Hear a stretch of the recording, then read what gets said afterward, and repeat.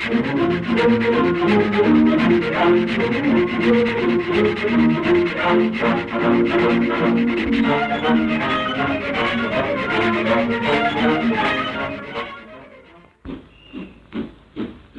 Britain, many thousands of men are working all the year round, just turning out new locomotives. The demand of today is speed, speed and still more speed. Longer trains call for bigger and better engines. Exacting requirements for an exacting task, but Britain's engineers are equal to it. Every new engine has to make its first appearance on paper. More than 370 drawings of the numerous parts have to be worked out and prepared. When plans have been approved, a specification is prepared. This is a volume that runs to 361 pages and contains more than 2,500 items. The specification is broken up, and each department receives details of its particular share in the job ahead. Industries all over the country benefit, and in due time materials start arriving at the works. The main frames, which may be called the foundations of the engine, arrive in the form of flat steel plates weighing 3 tons. This slotting machine eats through 10 plates at a time. Drilling the plates to take the various rivets and bolts is done by a multi-boring machine. Cutting, slotting, drilling and the final trimming reduces the weight from 3 tons to 2 1/4. Now the plate is guided into position alongside its twin. Foundry work is rather paradoxical. It is what isn't there that matters. A mould eventually consists of an ordered assembly of spaces into which the molten metal is poured. Over 60 moulds and cores are required to make a pair of inside cylinders for our engine.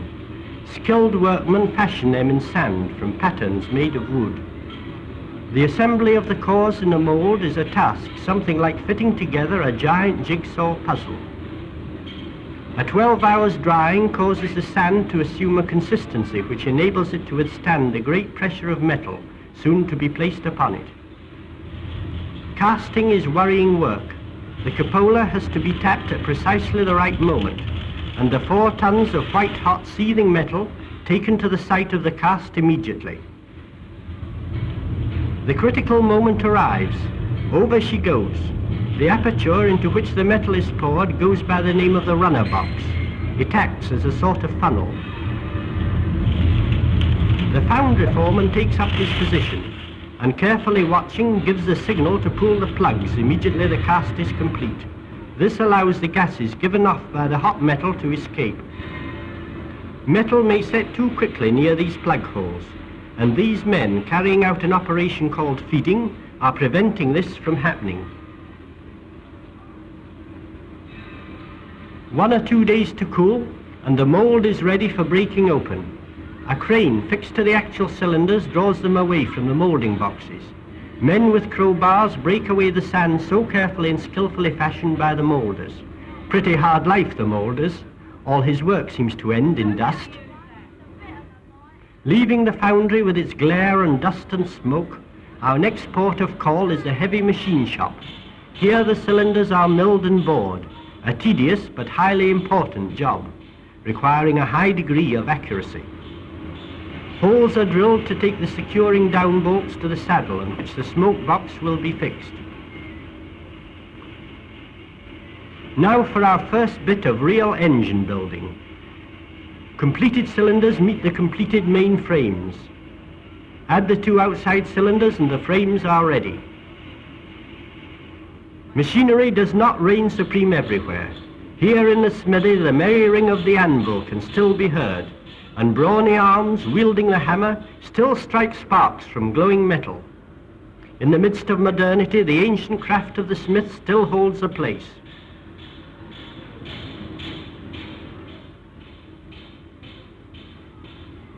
All manner of smaller parts are made in the smithy. Nuts and bolts in all sizes and variety, rivets by the tens of thousands, washers, springs and small forgings. They are all part of the grist that comes to the smithy mill.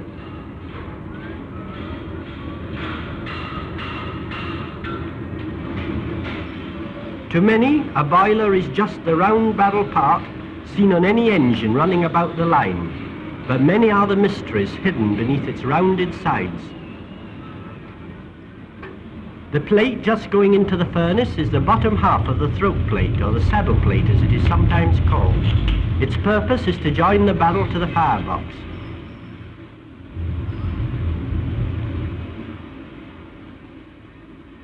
The gas-fired furnace soon brings the plate to the required heat, and it is craned rapidly to this huge press, capable of exerting a pressure of 700 tons. The blocks between which the plate is squeezed themselves weigh 41 tons.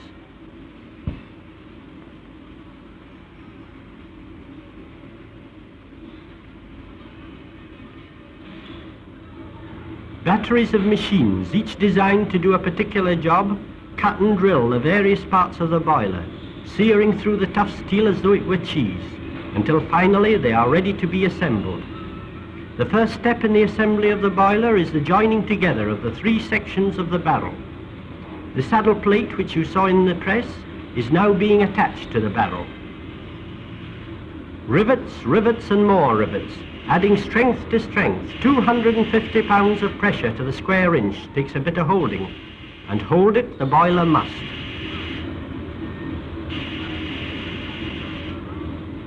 The inside copper firebox and the outer steel casings are securely held together by more than 2,500 stays. The stays are screwed in and the heads riveted over.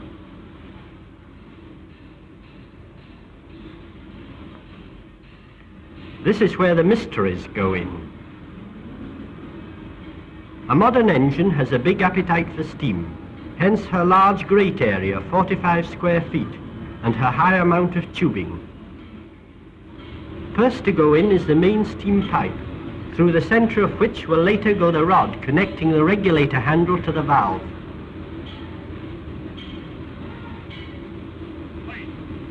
Now the smoke tubes. There are 112 of these, each 19 feet 6 inches long. The 32 superheater tubes which are screwed to the firebox tube plate are the same length. If you care to work it out, number 6207 carries more than 2,700 feet of tubing. Meanwhile, things have been happening at the other end of the boiler, and some familiar objects have been finding their way onto the fire door plate. This is the regulator handle. We leave the fitters to get on with their job, while we take a look in at the steel foundry. It's time number 6207 had some wheels. The mould that forms the wheel is made in two halves. Sand is placed round the first half pattern. The pattern rammed up, the hole is turned. Over she goes.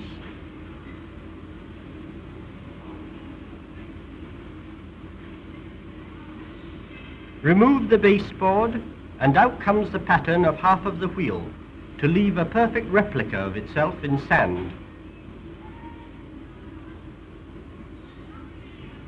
Now the other half, made in the same way.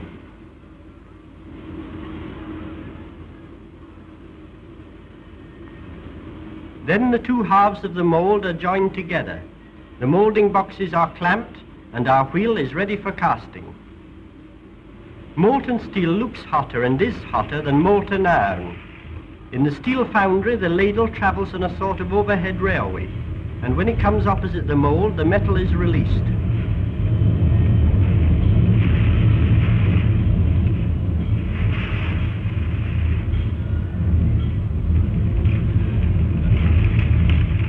A few hours to cool, and the mould is ready for breaking open, and so a wheel is born. To its making has gone 3,500 weights of the finest steel and all the skill and experience of the steel foundry men.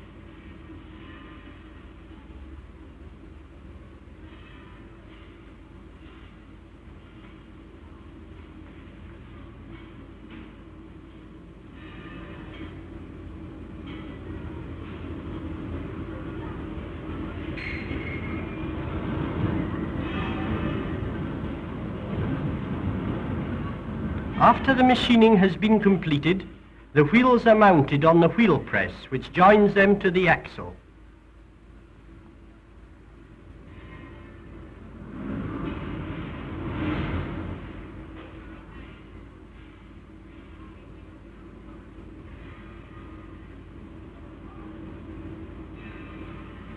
In pressing wheels onto the axle, this machine exerts a pressure of 150 tons, so that there is no fear that wheel and axle will ever part company.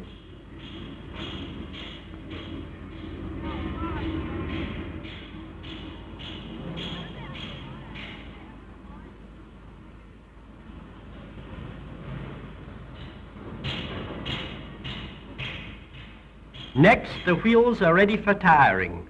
Heating the tire, which is lying on the ground, causes it to expand, so that the wheel center fits into it quite easily. At normal temperature, the tire is 1/16 of an inch less in diameter than the wheel center. As the tire cools down, it shrinks firmly and securely onto the wheel center.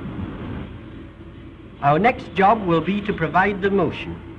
The various parts of the motion, which can best be described as the moving machinery, start life in either the drop forge or the heavy forge. In the drop forge, the article being manufactured is stamped out in a shaped die. In the heavy forge, the article is shaped largely by the skill of the smith. These men are making a combination lever. A machine trims off the surplus metal and the job is finished. A connecting rod enters the heavy forge as a rectangular block of steel, weighing 12 hundredweights.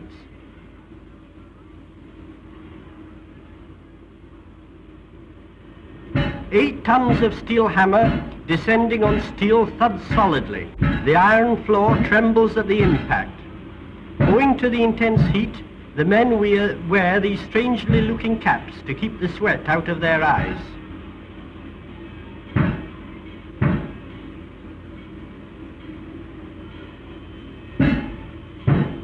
Hand, eye and hammer work in perfect unison, shaping, squeezing, forcing the reluctant metal to the will of the hammer and to the will of the men of the forge. 5 times into the fire, 5 times under the hammer. The maximum amount of work must be done at each heat to complete this amazing achievement, so that the men of the forge must be both quick and sure.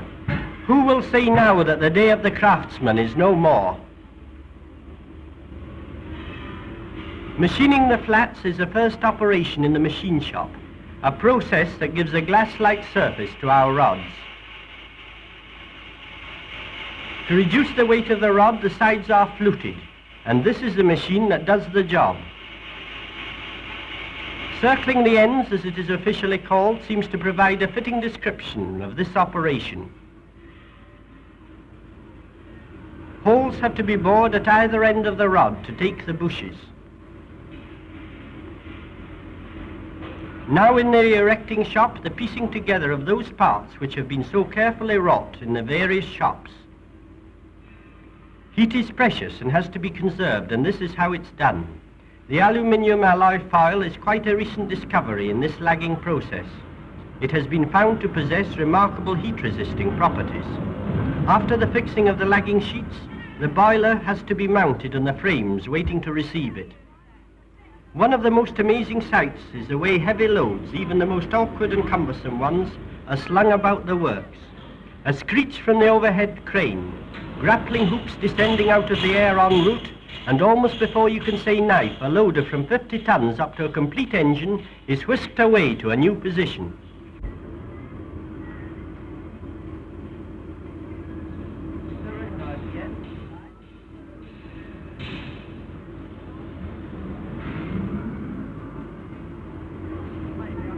Number 6207 is really beginning to look like an engine.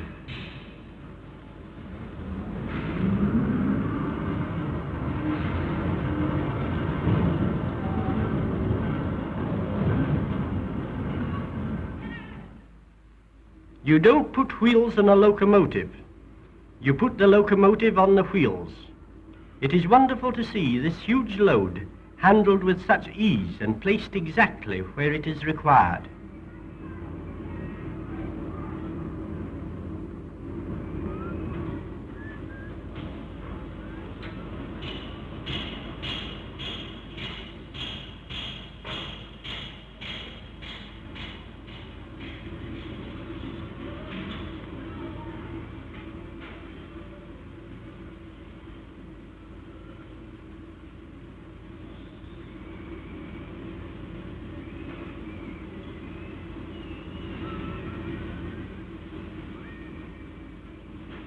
Here she comes, finest of her class, pride of the line and of the men who built her. Over 90 years of experience have gone to her making. Lifeless as yet, steel hawsers draw her slowly into the open. Soon she will be rushing over the main lines at 80 miles an hour, hauling trains of 500 tons or even more.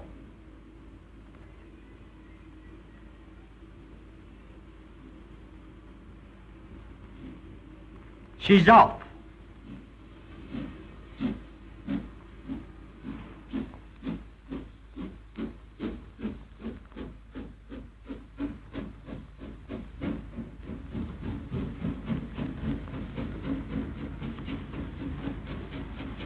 A 1,000 men have served her in the making. How many thousands will she serve during her life on the line? Here's to you, number 6207. Good luck and good running.